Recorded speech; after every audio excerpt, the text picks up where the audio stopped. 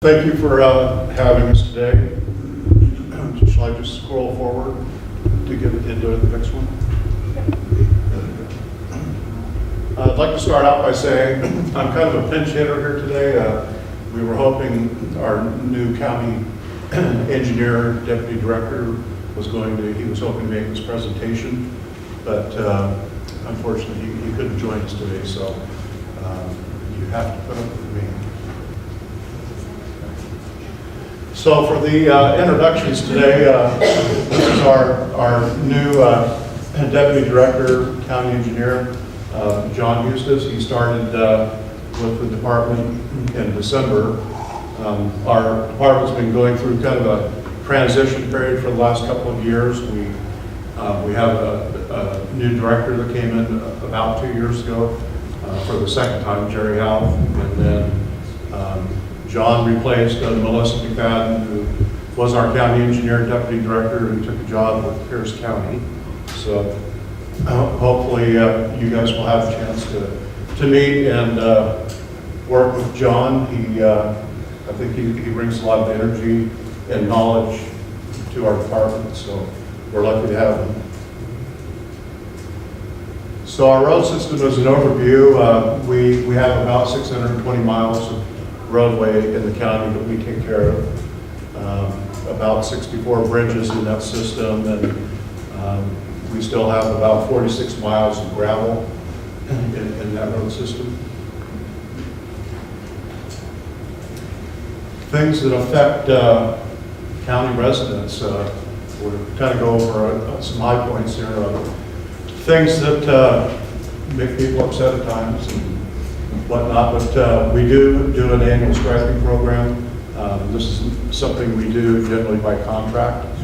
We do not have our own striper, but you've all seen the train out there doing the work. It's normally summer month, warm weather work, and it really is imperative that people have patience and look at the signage. There's reader boards front and back, and as that train's moving along, the rear vehicle's trying to make sure that that paint line is dried, and so we can get up and down the road, keep people out of the paint. Every time somebody does run into the paint, there's retroreflective beads that are being laid down in that wet paint, and if those get driven over, then that doesn't help the drivers come wintertime when it's wet, dark, and cold out.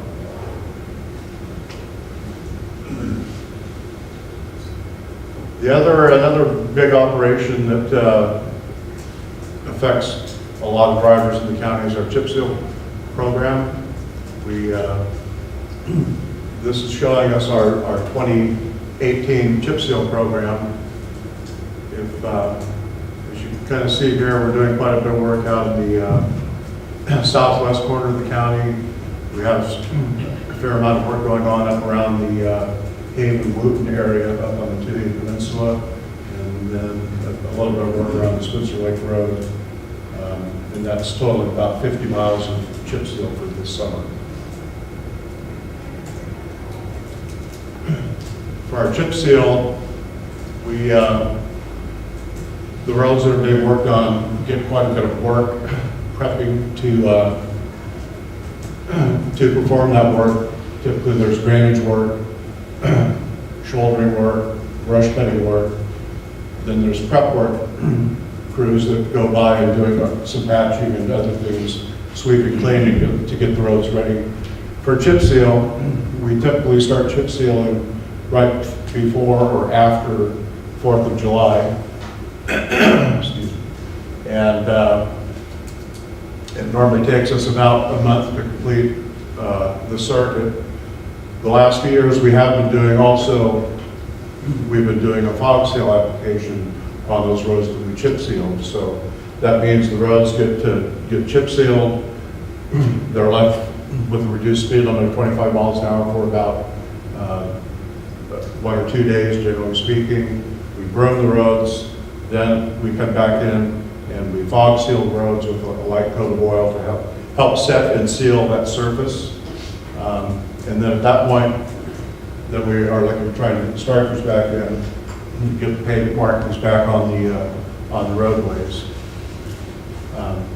It's really helpful if the public can kind of understand that that chip seal program, when we do reduce the speed limits on those roads after we chip seal them and before we broom them. Number one, you're going to make your fellow drivers happy by not speeding and throwing rock on people's vehicles.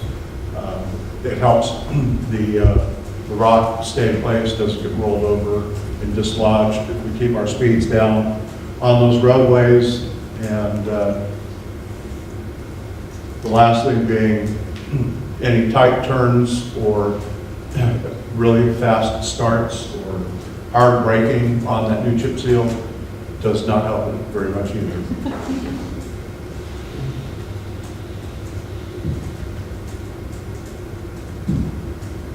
I'll briefly hit on our traffic policing. Our Sheriff's Department, through a diversion of road funds, which is something allowed in state law, for about $2.1 million diversion of road funds. They supply traffic policing throughout the system, so there's about 13 different types of enforcement activities and things that they're doing out there, from enforcing traffic laws and working on abandoned vehicles or things of that nature, assisting with accident investigation and whatnot. They've been very key in assisting us in our construction activities during the summertime, so don't be surprised if you see a county sheriff out with our road crews while they're performing the work. For example, they may be sitting on a road that we've chip sealed and looking to try to make sure that everybody's doing not over 25 miles an hour. So fair warning, they may be out there. So for the annual construction program, just let you know that we are required by law to have an annual program. That annual program gets fed out of a 6-year program that's always a revolving program. So this is, if you were to go on our website, this is what our annual program would look like. If you look, you can see where we can leverage some funding with grant funding dollars and match and try to stretch our dollars out a bit. So projects that we have going on this year, we have a project out at the Matlock Brady Road from approximately South Sepulveda Glen to close to the Schaefer Park turnoff. That will be some relaxing of some curves, widening, and essentially putting an up-to-date road base that will handle the amount of truck traffic that corridor gets. Another couple of projects we have are safety improvements, the Bear Creek Water Road and Arcadia Road. On Bear Creek Water, there's going to be both some clear zone widening, removal of stumps and things of that nature, along with some guardrail work. I don't think that all of the water road work is going to be accomplished in 2018. It's probably going to be just the guardrail portion of those safety projects. And then on Arcadia Road, that's primarily some guardrail that's going to be installed, and it's out near the Forest Lake area, probably 6 miles out from Arcadia Road. This program, roughly speaking, is going to be about $450,000, which $45,000 is our matching county road funds towards that grant money. These projects should be going through this summer. I think that's about the timing window. The previous slide that I showed you for the workout on the Matlock Brady Road, that has not gone out to contract yet. We're hoping to get it pushed through. But that would also be hopefully completed by the end of the year. Now we have our second Mason County sidewalk. I believe it's our second. It's become a high priority to try to address the pedestrian traffic. It's utilizing the hub building in Belfair. So from the intersection with Highway 300, Clifton Lane, on the west side of the roadway, we'll be putting a sidewalk in. We attempted it, I believe this has been on the project list for a couple of years. We were hoping to get grant funding last year for it, but it didn't bubble up high enough in the scoring, so it was not funded. Through that measure, the county commission wants this as a priority, and they have funded that it be built, so we're hoping to get the contract out fairly soon and get working on this project.